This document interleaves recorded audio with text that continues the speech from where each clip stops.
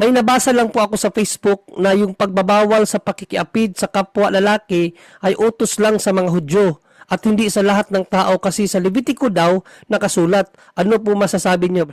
Yun ay tinatawag na extraordinary attack na tinatawag na obsesyon.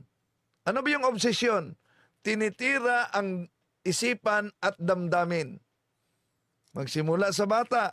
Kung ang bata ay lalaki, yon tinitira na ang isipan at damdamin. Hindi ka lalaki, babae ka. Babae ka.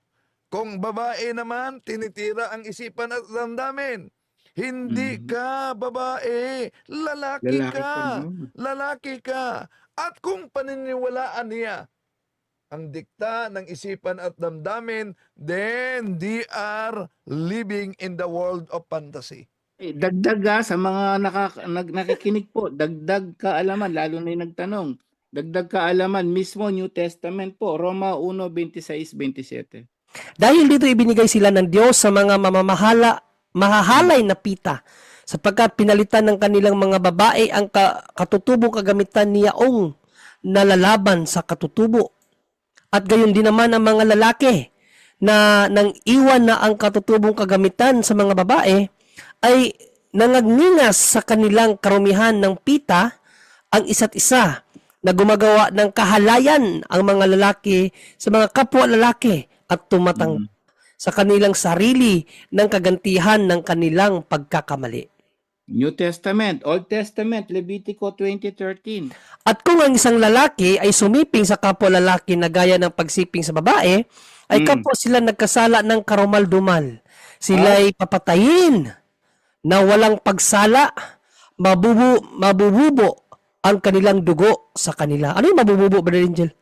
Malalim na mabububo. Malalim, basahin natin sa ibang salim daw, be. Kung ang isang lalaki ay sumiping sa kapwa lalaki, pareho silang dapat patayin dahil pareho silang gumawa ng kasuklam-suklam na gawain. Sila ang responsable. Responsable para Brother Angel. Responsable sa sinapit nilang kamatayan. Yun pala ibig sabihin, no? Isa pa, Levitico 18:22 para sa mga kapatid nating LGBTQ. Huwag kang sumiping sa kapwa mo lalaki o kapwa mo babae dahil kasuklam-suklam ito. Huwag kang sumiping sa hayop, oy. Itong mga... Ito maganda rin ito basahin, Brother Angel, no? Kasi may mga taong gumagawa nito eh.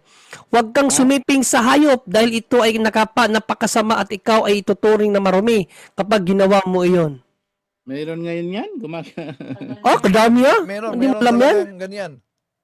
Dami, Brother Angel. Sa hayop? Yes. Yes, meron yan. Ala na yun, psychic ano na, psychic problem na yun. So, ang nakalagay dito, paparusahan ng mga gumagawa at karumal-dumal ng kasalanan ito. Ayan po yung mga talata, sabi niya, ano lang, Old Testament, naku, napakalinaw ng Old Testament. May 2 pa lang talata yan, napakarami pa yan. Yun po kapatid, Bro John Ray. Maraming salamat, Brother